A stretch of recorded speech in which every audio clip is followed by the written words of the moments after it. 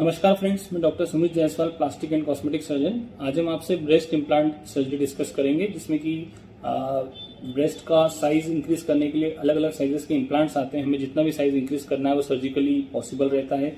ये बहुत ही simple procedure है और पिछले 40-50 साल से पूरी दुनिया भर में की जा रही है, तो टाइम टेस्टेड हो गया है। इसका कोई लॉन्ग टर्म में कोई साइड इफेक्ट या मेजर कोई कॉम्प्लिकेशन होने का रिस्क बहुत ही नहीं के बराबर है।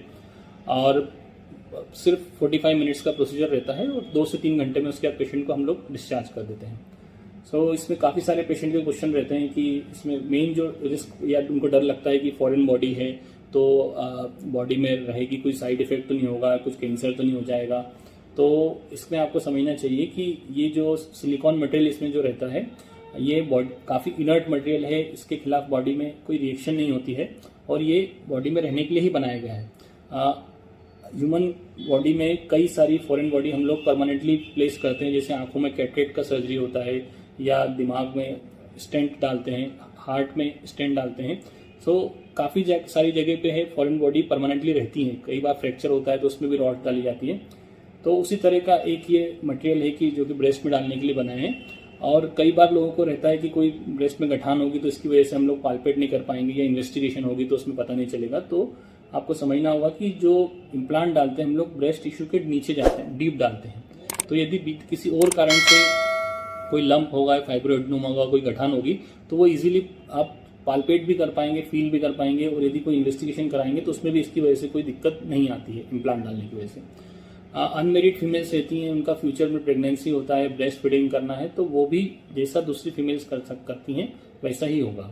ऊपर से देखने पर, टच करने पे, प्रेस करने पे exactly normal young female breast की तरह रहता है। उसमें आपको कोई बता नहीं सकता कि इसमें इम्प्लांट डला है या नेचुरल साइज है ब्रेस्ट का। जो छोटा सा इंसिजन रहता है करीब 2 या 3 सेंटीमीटर का, ब्रेस्ट के नीचे जो फोल्ड रहता है वहाँ पर रहता है। तो वो जो इंसिजन इनिशियली विजिबल होता है, लेकिन अगले कुछ महीनों में वो भी लगभग ना के बराबर रहता है। और इसमें जो हम लोग इम्प्लांट यूज़ करते हैं वो FDA अप्रूव्ड इम्प्लांट है और इसमें काफ़ी वैरायटीज़ आती हैं इम्प्लांट की। पेशेंट से हम लोग डिस्कस करते हैं उससे किस तरह का चाहिए और यदि पेशेंट को नहीं समझ में आता है तो हम लोग अपनी ओपिनियन भी दे देते हैं। इम्प्लांट में काफ़ी सारे साइजेस आते हैं, स्टार्टिंग फ्रॉम 225 cc से लेके 250, 300, 400, 450, 500 या इसके ऊपर भी साइज के इम्प्लांट पेशेंट के ब्रेस्ट के साइज, उसकी डिज़ायर और उसका फाइनल आउटकम क्या चाहिए उसके हिसाब से हम लोग यूज़ कर सकते हैं।